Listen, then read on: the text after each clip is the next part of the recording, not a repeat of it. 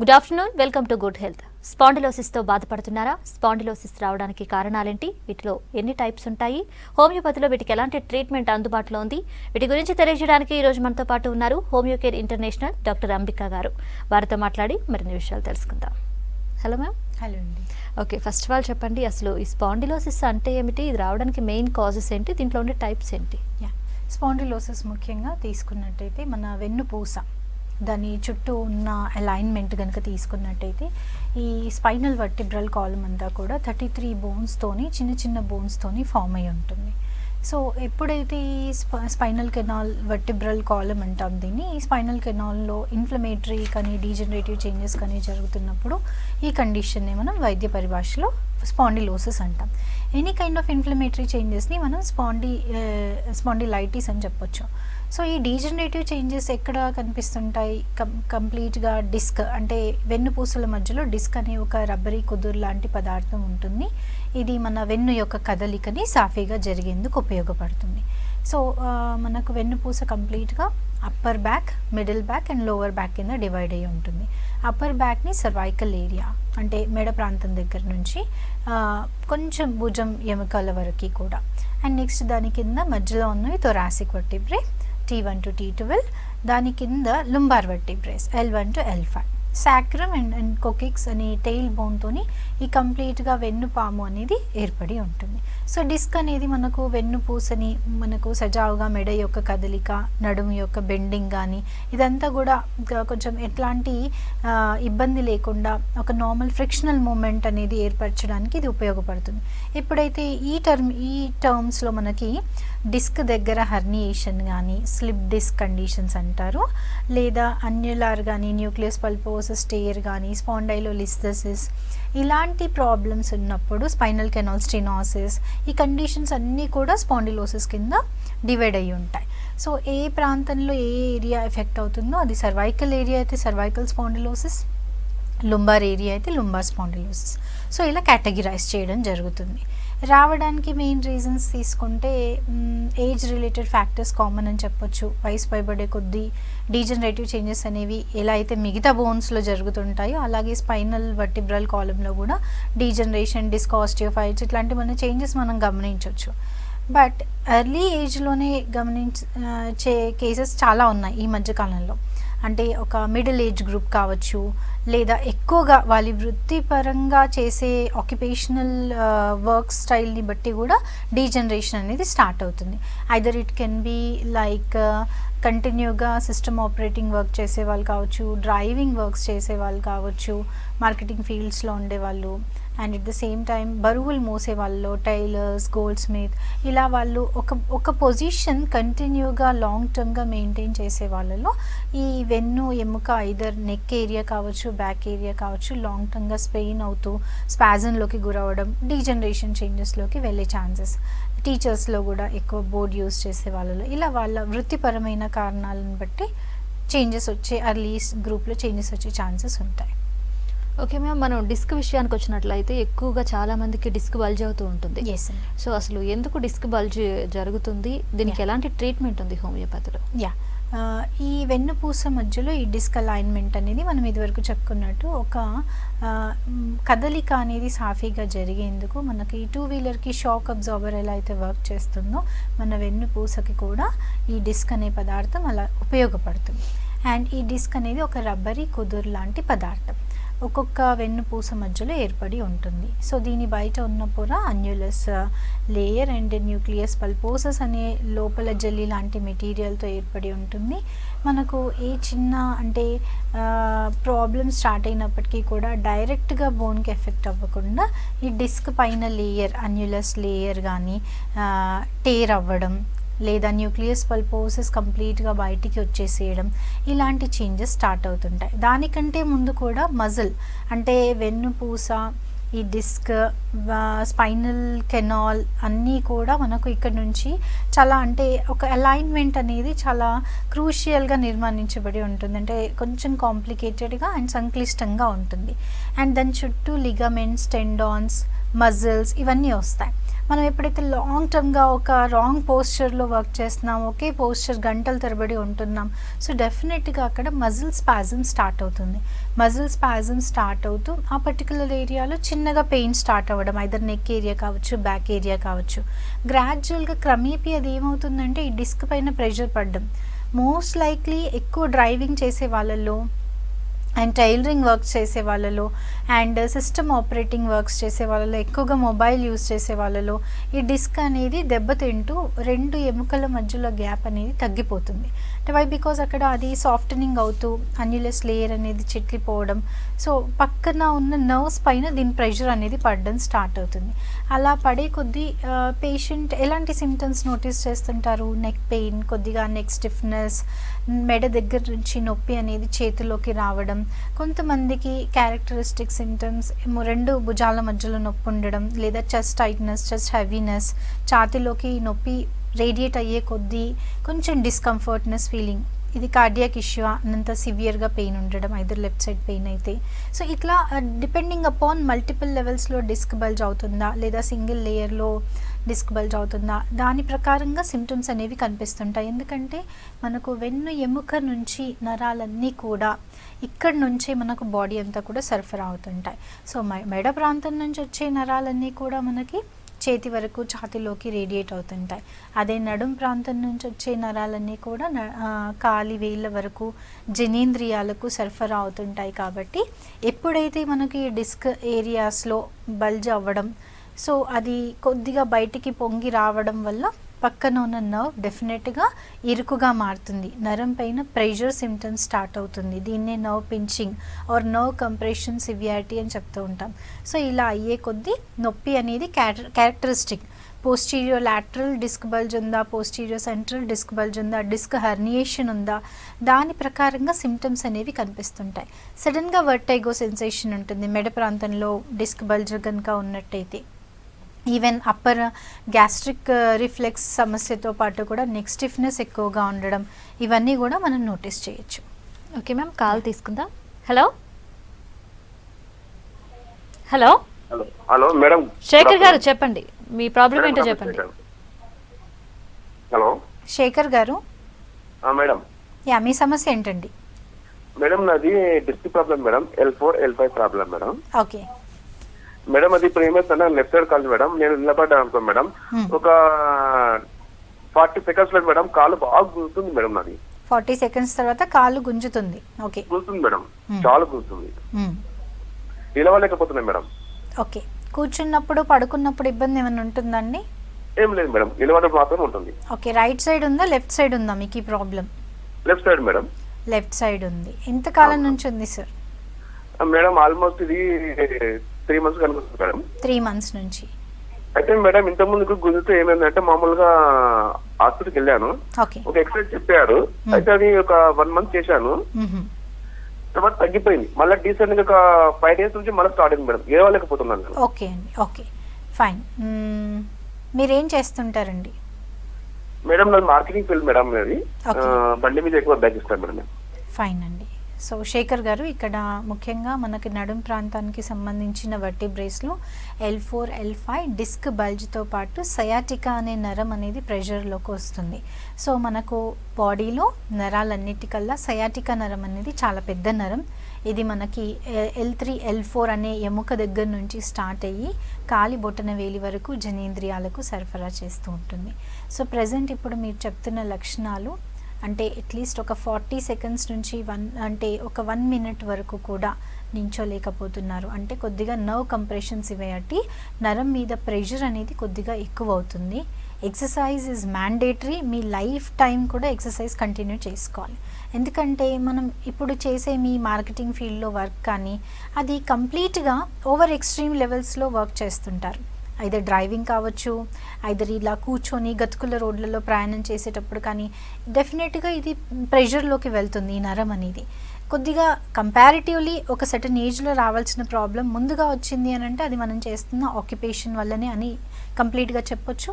కొద్దిగా ఎక్సర్సైజెస్ చేసుకోండి and at the same time medicine support తీసుకోండి. కొద్ది కాలంలోనే రికవరీ ఉంటుంది. బట్ ఎక్సర్సైజ్ మాత్రం ఎప్పటికీ కూడా దాన్ని అవాయిడ్ చేయకూడదు.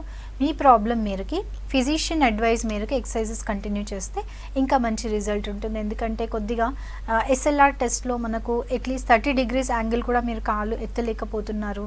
సో ఎస్ఎల్ఆర్ కనుక పాజిటివ్ ఉంది, సో ఆ టైంలో ఫిజిషియన్ అడ్వైస్ మేరకు ఎక్సర్సైజెస్ కంటిన్యూ చేయాల్సి ఉంటుంది. మనకు హోమికేర్ ఇంటర్నేషనల్లో కాన్స్టిట్యూషనల్ మెడిసిన్ ద్వారా ఈ అక్యూట్ సయాటిక్ న్యూరైటిస్ ప్రాబ్లమ్ని కూడా చాలా త్వరగా కూడా relief ఇవ్వచ్చండి.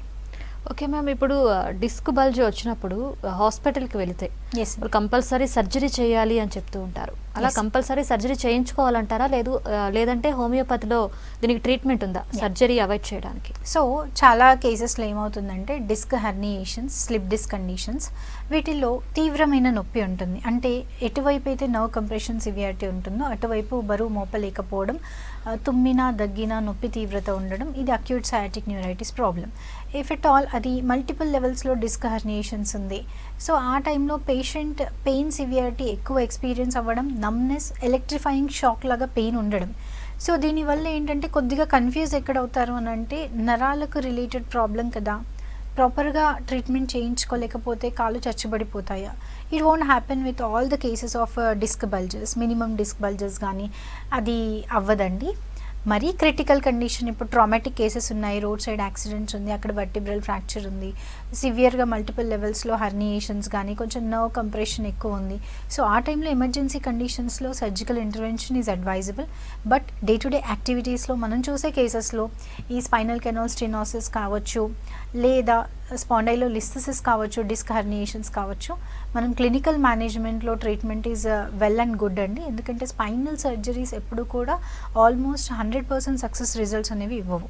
And most complicated cases అయిన కేసెస్లో కూడా మనం హోమియోపతి మెడిసిన్స్తోని సక్సెస్ రేట్స్ ఇస్తున్నాము. వై బికాజ్ పేషెంట్స్ మనకి పోస్ట్ లామినెక్టమీ అంటే డిసెక్టమీ కానీ లామినెక్టమీ తర్వాత కూడా పెయిన్ స్టార్ట్ అయిన కేసెస్లో కూడా మనం హోమియోపతి మెడిసిన్స్ ద్వారా మంచి సక్సెస్ రేట్స్ అనేవి అందిస్తున్నామండి. ఓకే మ్యామ్, నెక్స్ట్ కాల్ తీసుకుందాం. హలో హలో హలో అక్రమ్ గారు. ఓకే, నెక్స్ట్ కాల్ తీసుకుందాం మ్యామ్, కాల్ కట్ అయింది. హలో హలో అండి. రమా గారు, చెప్పండి మీ ప్రాబ్లం ఏంటో, డాక్టర్ గారు నేను మాట్లాడండి. హలో అండి మేడం గారు. యా రమా గారు హలో చెప్పండి అమ్మా, మేడం గారు, మీ సమస్య ఏంటి చెప్పండి అమ్మా. అంటే నేను ఒక 5-6 years క్రితము బండి మీద కింద పడ్డానండి, బ్యాక్ సైడ్ Okay. పడ్డాను. ఓకే అక్కడ నుండి నడుపులో తాగు వస్తుందండి. ఓకే అది బోన్స్ కొంచెం అని చెప్పారు. ఓకే కాల్ కట్ ఓకే రమా గారు, సో హిస్టరీ ఆఫ్ అంటే ఫాల్ ఉంది చాలామంది పేషెంట్స్లో. మనకి డిస్క్ ఇష్యూస్ కానీ, prolapsed intervertebral disc degenerative changes కానీ, అంటే ఏజ్ రిలేటెడ్ కావచ్చు, వాళ్ళ వృత్తిపరమైన కారణాలు కావచ్చు. మీ విషయంలో ఏంటంటే పోస్ట్ ట్రామాటిక్ కావచ్చు, లేదా హిస్టరీ ఆఫ్ ఫాల్, కింద పడడం వల్ల కూడా కొద్దిగా మేజర్ ఇంజురీ అప్పుడు అవ్వకపోయినా, మేజర్ వర్టిబ్రల్ ఫ్రాక్చర్స్ అవ్వకపోయినప్పటికీ కూడా ఈ సాఫ్ట్ టిష్యూ అలైన్మెంట్ ఏదైతే ఉంటుందో అది కొంచెం కంప్రెషన్లోకి వెళ్ళే ఛాన్సెస్ ఉంటుంది. ఇమీడియట్గా మీరు ఎక్స్రే కానీ ఎంఆర్ఐ కానీ తీయించినప్పుడు పెద్ద మేజర్ ప్రాబ్లం లేదని చెప్పడం జరుగుతుంది. కానీ ఇంటర్నల్గా ఈ కంకషన్ లాంటిది కొద్దిగా డిస్క్ పైన ప్రెషర్ పడ్డప్పుడు అది స్లోగా కొద్దిగా పెయిన్ అనేది ఇస్తుంది. ఒకసారి ఫ్రెష్ రిపోర్ట్ అనేది తీయించండి అమ్మా. ఎంతవరకు మనకి డిస్క్ బల్జెస్ కానీ నర్వ్ కంప్రెషన్ సివియరిటీ ఎంతవరకు ఉంది దాన్ని బట్టి చూసుకొని మీరు సపోర్టివ్ మెడిసిన్ తీసుకోవచ్చు. మీ కండిషన్ని బట్టి ఎక్సర్సైజెస్ అవి కంటిన్యూ చేసుకుంటూ మెడిసిన్ కంటిన్యూ చేసుకుంటే మంచి రిలీఫ్ వస్తుందమ్మా. ఓకే మ్యామ్, ఇప్పుడు కొంతమందికి డిస్క్ బల్జ్ అయిన తర్వాత సర్జరీ చేయించుకుంటూ ఉంటారు. Yes. సర్జరీ అయిపోయిన తర్వాత వాళ్ళకి పెయిన్ అనేది రిపీట్ అవుతూ ఉంటుంది. యా ఎందుకంటారు దీనికి? అంటే పెయిన్ అనేది కంప్లీట్గా పోవడానికి హోమియోపతిలో ట్రీట్మెంట్ ఉంది. యా తప్పకుండా పర్మనెంట్ రిలీఫ్ అనేది ఇవ్వచ్చండి. పోస్ట్ లామినెక్టమీ డిసెక్టమీ తర్వాత, అందుకే ఇదివరకు నేను చెప్పాను, సర్జికల్ ఇంటర్వెన్షన్ అనేది టెంపరీ మేనేజ్మెంట్ థెరపీ వరకు యూజ్ అవుతుంది చాలామంది పేషెంట్స్లో. అప్పటికున్న ప్రాబ్లమ్ సివియారిటీని బట్టి దాన్ని సెట్ చేయడం. బట్ కంటిన్యూగా మనం లైఫ్ స్టైల్లోకి మళ్ళీ రావాల్సి ఉంటుంది. వై బికాజ్ వాళ్ళు చేసిన వృత్తిని కానీ వాళ్ళు చేసే యాక్టివిటీస్ కానీ అవాయిడ్ చేయలేరు కాబట్టి డెఫినెట్గా ఫర్దర్గా అది ఆల్రెడీ దెబ్బతిన్న ఏరియా కాబట్టి ఫర్దర్గా మళ్ళీ కూడా కంప్రెషన్లోకి వెళ్ళే రిస్క్ ఫ్యాక్టర్స్ ఎక్కువగా ఉంటాయి. కాబట్టి పేషెంట్కి disease knowledge is very important. ఏ వర్క్లో మనం ఎక్కువగా అంటే మనకి తెలియకుండా కొన్ని యాక్టివిటీస్లో మన బాడీ పోస్చర్స్ అని రాంగ్ పోస్చర్స్లో ఉండిపోతుంటాం. ఐదర్ మొబైల్ పట్టుకుంటే మోర్ దెన్ 1.5 అవర్ అలా హోల్డ్ చేసే కొద్దీ కూడా మజిల్స్ అనేవి స్ప్రెయిన్ అవుతుంటాయి. సో అండ్ ఈవెన్ సిస్టమ్ కానీ ల్యాప్టాప్స్ కానీ లేదా వాళ్ళు చేసే వృత్తిపరమైన ఆక్యుపేషనల్ కండిషన్స్ కావచ్చు, ఈవెన్ డ్రైవర్స్లో కూడా ఎక్కువగా డ్రైవింగ్ చేసేటప్పుడు కానీ ఈవెన్ నార్మల్గా లాంగ్ జర్నీస్ వెళ్ళేటప్పుడు కానీ ఈ పెయిన్ అనేది ఇనీషియల్గా మనము వీక్లీ వన్సో 15 days వన్సో ఎక్స్పీరియన్స్ అయ్యే pain, if it all any kind of pain మనకు కంటిన్యూగా ఆ పనిని చేయనివ్వట్లేదు, ప్రెషర్ సిమ్టమ్ ఎక్కువ అవుతుంది, తిమ్మిరి మంట లేదా స్పర్శ కొంచెం తగ్గుతున్నట్టుగా అనిపిస్తుంది. సో ఇలాంటి సెన్సేషన్స్ అన్నీ some kind of alarming science అని చెప్పొచ్చు. ఎందుకంటే నర్వ్ కంప్రెషన్ సివియారిటీ ఎక్కువ అవుతూ ఆ పర్టికులర్ ఏరియాలో ఇప్పుడు కొంతమంది పేషెంట్స్లో సర్వైకల్ ఏరియాలో పెయిన్ ఉన్నప్పుడు మనకు ఫస్ట్ 3 fingers కానీ లాస్ట్ 2 fingersలో కానీ కొంచెం నమ్నెస్, స్పర్శ తగ్గినట్టుగా ఉండడం, ఏదైనా హోల్డ్ చేస్తున్నప్పుడు ఆబ్జెక్ట్ హోల్డ్ చేసామా లేదా అన్న సెన్స్ అనేది తక్కువగా ఉంటుంది. అండ్ కొద్దిగా గిడ్డినెస్, రీలింగ్ సెన్సేషన్ ఇవన్నీ కూడా ఎక్కువ అవుతుంటాయి. సో ఇవన్నీ పోస్ట్ సర్జికల్ తర్వాత కూడా వచ్చే ఛాన్సెస్ ఉంటాయి, రావు కంప్లీట్గా పోతాయని కాదు. ఫ్యూచర్ మనం యాక్టివిటీస్లో మళ్ళీ మనం పార్టిసిపేట్ చేయాలి కాబట్టి ఇది మళ్ళీ అగ్రివేట్ అవుతూ ఉంటుంది. సో హోమియోపతి మెడిసిన్ ఎలా యూస్ చేస్తుందంటే డెఫినెట్గా ఏ కండిషన్ అయినప్పటికీ కూడా హోమియోపతి మెడిసిన్ ఏంటంటే మనకు ఇంటర్నల్గా ఏ ఇమ్యూన్ సిస్టంలో ఏవి ప్రాబ్లమ్స్ ఏర్పడుతున్నాయి, ఎక్కడ ఇప్పుడు జాయింట్కి కావాల్సిన గ్లూకోజమైన్ కానీ కాల్షియం కానీ విటమిన్ D3 కానీ ఈ సప్లిమెంట్స్ అనేవి మనకు ప్రాపర్గా అందుతున్నాయా, ఎందుకు ఎర్లీ ఏజ్లో ఇది వస్తుంది. సో ప్రాపర్ డిజీజ్ నాలెడ్జ్ ఇస్తూ వాళ్ళ లైఫ్ స్టైల్ మోడిఫికేషన్స్ ఇస్తూ మెడిసిన్ కూడా ప్రాబ్లమ్ని రెక్టిఫై చేసే విధంగా హెల్ప్ అవుతుంది. అంటే ఫర్దర్ డీజనరేషన్ కానీ ఫర్దర్ నర్వ్ కంప్రెషన్ సివియారిటీని కానీ అవాయిడ్ చేస్తుంది. కాబట్టి డెఫినెట్గా ఈ మెడికేషన్ ద్వారా మనం సర్జికల్ ఇంటర్వెన్షన్ అవసరం లేకుండా ఈవెన్ దో వాళ్ళు సర్జరీ చేయించుకున్నప్పటికీ కూడా పోస్ట్ సర్జరీ కేసెస్లో కూడా మనం మంచి రిజల్ట్స్ అనేవి అందించగలుగుతున్నాం. సో ఎట్లాంటి సైడ్ ఎఫెక్ట్ లేకుండా పోస్ట్ మెడికేషన్ కూడా మనకు ఎట్లాంటి మెడిసిన్ యొక్క సైడ్ ఎఫెక్ట్స్ అనేవి బాడీ పైన లేకుండా రికవరీ అవుతుంది. ఓకే మ్యామ్, నెక్స్ట్ కాల్ తీసుకుందాం. హలో హలో, నరసింహరావు గారు చెప్పండి, మీ ప్రాబ్లం ఏంటో డాక్టర్ గారు అన్నారు, మాట్లాడండి. చెప్పాను. నరసింహరావు గారు హలో, చెప్పండి సార్. మేడం నాకు చాలా ఆయాసమయ్యి కడుపు ఉబ్బినట్టు అవుతుంది. కడుపు ఉబ్బినట్టు అవుతుంది. కాకపోతే వారంలో వారం మోషన్స్ లెక్క వస్తుంది. కాలు చేతులకు వస్తాయి, కాలు చేతులు ఏళ్ళు గిట్లా ఇట్లా ఈడ్చుకోబోతుంటాయి డాక్టర్. ఎప్పటి నుంచి ఉంది ప్రాబ్లం మీకు? నాకు 3-4 years నుంచి ఉంది. 3-4 years నుంచి. ఓకే, బీపీ షుగర్ ఏమైనా ఉందా? BP sugar, high BP high sugar ఉంది మేడం. షుగర్ కూడా ఉంది. ఓకే, ఫైన్ అండి.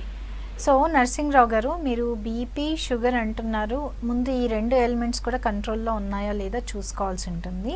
కొంచెం కాళ్ళు చేతులు తిమ్మిరి కానీ స్పర్శ తగ్గినట్టుగా ఈడ్చుకుపోయినట్టు అంటున్నారు. సో ఒక్కొక్కసారి పెరిఫెరల్ న్యూరోపతి సిమ్టమ్స్ కూడా కనిపిస్తుంటాయి, అంటే నరాలపైన కొంచెం ఎఫెక్ట్ ఉండడం. ఫ్రెష్ రిపోర్ట్ తీయించుకోండి, షుగర్ కంట్రోల్లో ఉందా లేదా, ప్రాపర్ మెడికేషన్ తీసుకుంటున్నారా లేదా. అండ్ కడుపు ఉబ్బసం ఆయాసం అనేది గ్యాస్ట్రిక్ ఈసోఫేజియల్ రిఫ్లెక్స్ ప్రాబ్లం అండి ఇది. సో గ్యాస్ట్రైటిస్ ప్రాబ్లం, దాంతోపాటు బవల్ డిస్టర్బెన్స్ ఉంది. ఒకసారి మీరు ఫ్రెష్ రిపోర్ట్స్తో కనుక అప్రోచ్ అవుతే డెఫినెట్గా అక్కడ ప్రాబ్లం దేనివల్ల వస్తుంది, మీ డైటరీ హ్యాబిట్స్ అంటే ప్రాపర్ టైంకి తింటున్నారా, కొంచెం మసాలా ఫుడ్ కానీ పులుపు కానీ కొంచెం తగ్గించాలి. If at all alcohol, smoking లాంటి అడిక్షన్స్ ఉంటే కూడా వాటిని తగ్గించుకుంటేనే ఈ ప్రాబ్లమ్స్ అనేవి ఓవర్కమ్ అవుతుంటాయి. సో 2 ఎలిమెంట్స్లో రిపోర్ట్స్ ఏమన్నా ఉంటే తీసుకొని దగ్గరలో ఉన్న బ్రాంచ్ని సంప్రదించండి sir. Okay ma'am, next call తీసుకుందాం. హలో హలో హలో, అక్షయ్ గారు చెప్పండి, మీ ప్రాబ్లం ఏంటో డాక్టర్ గారు అన్నారు, మాట్లాడండి. ఓకే. ఇది వీపులో వెనుక భాగం ఉంది, ఆ భుజాల మధ్యలో.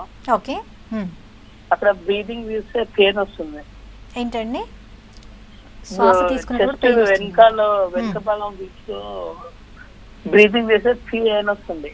ఓకే, ఎంతకాలం నుంచి ఉంది ప్రాబ్లం?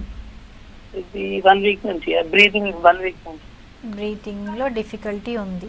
ఓకే, ఇది దగ్గు పెయిన్ వస్తుంది డాక్టర్. పెయిన్ అవుతుంది. ఓకే, ఈ మధ్య కాలంలో ఏమన్నా వెయిట్ ఏమన్నా ఎత్తారా? సడన్గా ఏమన్నా తగలడం ఏమన్నా జరిగిందా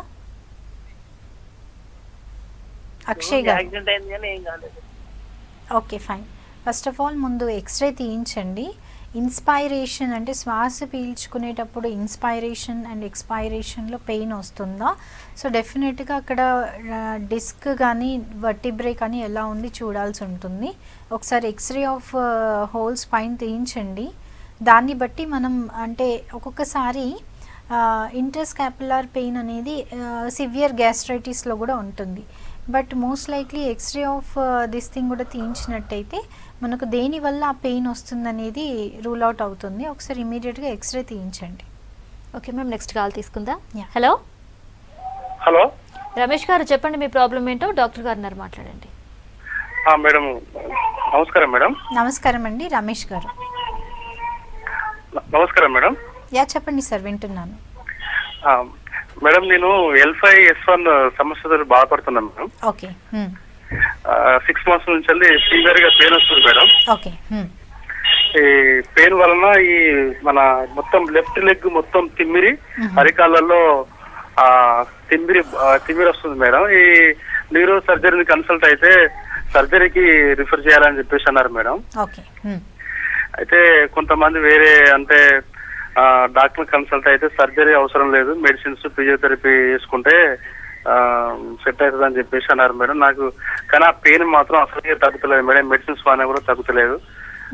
చాలా సివియర్ గా ఉంది మేడం పెయిన్ బాగా. ఏ టైంలో ఎక్కువగా అంటే నొప్పి ఎలా సెన్స్ అవుతున్నారండి? నొప్పి ఎలా అంటే నించున్నప్పుడా, పడుకున్నప్పుడా, నడుస్తున్నప్పుడా, ఏ టైంలో నొప్పి ఎక్కువ ఉంది? ఒక 10 నిమిషాలు నిలబెడితే గతం severe pain madam. Okay okay, మళ్ళీ లాంగ్ డ్రైవింగ్ చేసినా పెయిన్ వస్తుంది. ఎస్ అండి. ఈ బ్యాక్ పెయిన్ అనేది ఏం లేదు కానీ ఈ అరికాళ్ళలో మాత్రం తిమ్మిరి మాత్రం బాగా విపరీతమైన తిమ్మిరి ఉంది మేడం. ఓకే ఓకే ఫైన్ అండి. సో ఇక్కడ మీ ప్రాబ్లం వచ్చేసి రమేష్ గారు L5S1 అంటే లుంబార్ వర్టిబ్రేకి సంబంధించిన L1 to L5 వర్టిబ్రే అంటే last bone of lumbar vertebrae, sacrum అనే బోన్.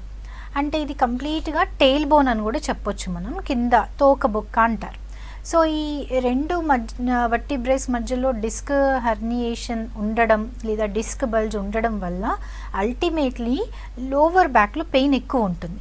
దాంతోపాటు ఈ సయాటిక్ పైన ప్రెషర్ పడుతుంది కాబట్టి డెఫినెట్గా రేడియేటింగ్ పెయిన్ స్టార్ట్ అవుతుంది.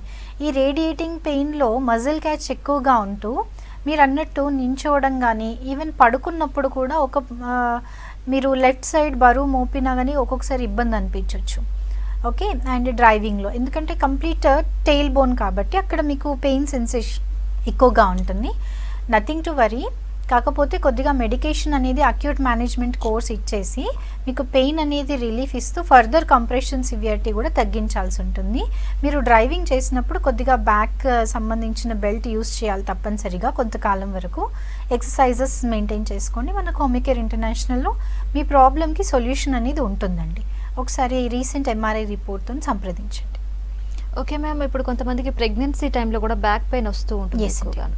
సో అలాంటప్పుడు వాళ్ళు ట్రీట్మెంట్ తీసుకోవడం బెటర్ అని అంటారా? బేబీ కూడా ఉంటుంది కాబట్టి ట్రీట్మెంట్ తీసుకుంటే ఏం కాదు అంటే ఎక్కువగా వచ్చినట్టు భరించలేకుండా వచ్చినప్పుడు మాత్రమే? డెఫినెట్గా దే కెన్ టేక్. ఎందుకంటే హోమియోపతి మెడికేషన్స్కి ఎలాంటి సైడ్ ఎఫెక్ట్స్ ఉండవు. అండ్ ప్రెగ్నెన్సీ టైంలో వచ్చే బ్యాక్ పెయిన్ ఎందుకు వస్తుంది అని అంటే ఫిజియోలాజికల్ బ్యాక్ పెయిన్ అంటారు. అంటే కామన్గా మన బాడీలో జరిగే హార్మోనల్ చేంజెస్ కావచ్చు, బేబీ డెవలప్మెంట్ కావచ్చు, ఇంట్రా అబ్డామినల్ ప్రెషర్ అనేది పెరుగుతుంది. ఈ ఇంట్రా అబ్డామినల్ ప్రెషర్ అనేది పెరుగుతూ మనకు వెయిట్ అనేది పెరుగుతుంది. వై? బికాస్ బేబీ డెవలప్మెంట్తో పాటు 5 to 8 kgs normal weight gain is common through out 9 months of duration. So ఈ వెయిట్ గెయిన్ అనేది పెరగడం వల్ల వెనకల ఉన్న లుంబార్ ఏరియాలో పారాస్పైనాలిస్ మజిల్ అనేది స్పాజంలోకి వెళ్తుంది. పారాస్పైనాలిస్ మజిల్ స్పాజంలోకి వెళ్తున్నప్పుడు పోస్చర్ అంటే మనకు పొట్ట పెరిగే కొద్దీ పోస్చర్ చేంజ్ అవుతుంది. సో దీనివల్ల ఏమవుతుంది, ఆ మజిల్ స్పాజంలో పెయిన్ వస్తుంది. అండ్ ఒకవేళ ఈ మధ్య కాలంలో తీసుకున్నట్టయితే ఒక 15-20 years నుంచి all the womens are working. ఈ వర్కింగ్ మోడ్లో వర్క్ చేసే వాళ్ళలో ఐదర్ సిస్టమ్ వర్క్ కావచ్చు, వీళ్ళ డ్రైవింగ్ కావచ్చు, డెఫినెట్గా ఆల్రెడీ కొంచెం దెబ్బతిని ఉంటుంది బ్యాక్ కానీ సర్వైకల్ ఏరియా కానీ. ఈ ప్రెగ్నెన్సీ టైంలో పెయిన్ కాస్త ఎక్కువ అయ్యే ఛాన్సెస్ ఉంటుంది. సో వితౌట్ పెయిన్ కిల్లర్స్ లేకుండా హోమియోపతి సపోర్ట్ తీసుకోవచ్చు. లేదా ఎట్లాంటి ప్రెషర్ లేదు అంటే కొంచెం ఎక్సర్సైజ్ చేసుకొని డాక్టర్ అడ్వైస్ మేరకి రెస్ట్లో ఉంటే కూడా ప్రాబ్లం రికవరీ అవుతుంది. కొంతమందికి పోస్ట్ డెలివరీ తర్వాత కూడా మనము మెడికేషన్, అంటే పోస్ట్ డెలివరీ తర్వాత ఎక్కువ సెన్స్ అవుతుంటారు, సో ఆ తర్వాత కూడా మెడికేషన్ తీసుకున్న ఫీడింగ్ టైంలో ఎట్లాంటి ప్రాబ్లం ఉంటుంది. ఓకే మ్యామ్, స్పాండిలోసిస్ గురించి చెప్పినందుకు థ్యాంక్ యూ సో మచ్. ఇదే వాళ్ళ good health. Keep watching V6 news.